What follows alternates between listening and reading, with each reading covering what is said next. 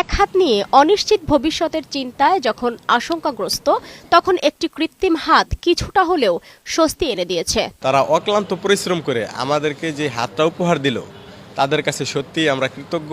হুসাইনের মতো জুলাই বিপ্লবে আহত হয়ে হাত হারানো আতিকুল ইসলাম, নাইম হাসান, আরিফ হোসেন সাগর ও মামুন মিয়াও পেল কৃত্রিম হাত, যা নিজের উপর নির্ভরতা অনেকটাই ফিরিয়ে দেবে বলে আশা তাদের। আমরা জাস্ট যতটুকু সাপোর্ট পাবো এটাই হয়তো বা ভালো লাগবে পরবর্তীতে।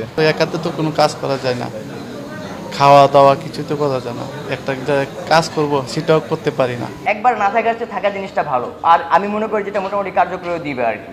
তো ফার্স্ট অবস্থা হয়তো বা প্রথমে একটু নার্ভাস লাগলেও পর 2-1 দিন প্র্যাকটিস করলে হয়তো বা ঠিক হয়ে যাবে। দিনগুলো তো খারাপই যাচ্ছে, তাও একটা জিনিস ভাল লাগতেছে, দেশের জন্য হাতটা দিতে পারছি, কিছু একটা করতে পারছি। ছাত্র জনতার আন্দোলনের সময় হাত হারানো এই 5 জনকে বৃহস্পতিবার তথ্য ও যোগাযোগ প্রযুক্তি বিভাগের সহযোগিতায় দেশীয় প্রযুক্তিতে তৈরি রোবোটিক হাত সংযোজন করে রোবো লাইফ টেকনোলজি নামে একটি প্রতিষ্ঠান, যার অর্থায়ন করে বেসরকারি প্রতিষ্ঠান ব্যাবিলন গ্রুপ। এটা কিন্তু সম্পূর্ণ মেড ইন বাংলাদেশ। হ্যাঁ, আমরা বাংলাদেশের টেকনোলজি দিয়ে কিন্তু আমরা আর্টিফিশিয়াল যেই লিম্ব যে হাতটা তৈরি করছি রোবোটিক হ্যান্ড, এটা আমরা দিতে পারছি।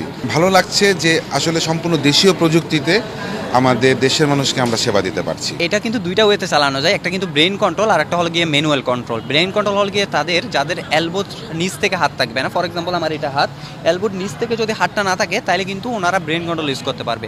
আর যাদের এলবোর এরকম উপর থেকে থাকবে না তারা কিন্তু ইউজ করবে অটো কন্ট্রোলে। তো এই জন্য আমাদের দুইটা হাত, কারণ আমাদের এলবোর নিচ থেকে থাকলে ব্রেন কন্ট্রোলটা অ্যাক্টিভ থাকে, যদি এলবোর উপর থেকে হয় কিন্তু ব্রেন কন্ট্রোলটা তেমন একটা ভালোভাবে কাজ করে না, যে কারণে আমাদের অটো কন্ট্রোল ব্রেন কন্ট্রোল দুইটা রাখা হয়েছে আর কি। আমরা এই হাতটা সার্ভিসিং দেশের লাইফ টাইমের জন্য দিচ্ছি। জুলাই বিপ্লবে আহতদের প্রতি সারা বাংলাদেশ ঋণী উল্লেখ করে সরকার সব সময় তাদের পাশে থাকবে বলে জানান আইসিটি বিভাগের সচিব। কৃতজ্ঞতা তো সেই বৈষম্যবিরোধী ছাত্রদের, যারা তাদের জীবনের মূল্যবান একটি বিষয়কে স্যাক্রিফাইস করে আজকে আমাদেরকে একটা সুন্দর পরিবেশ এনে দিয়েছে।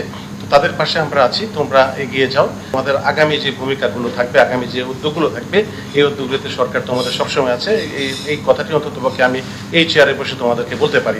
নতুন বাংলাদেশ গঠনে শহীদ ও আহতদের ত্যাগের কথা দেশের মানুষ সারা জীবন মনে রাখবে বলে আশা সংশ্লিষ্টদের।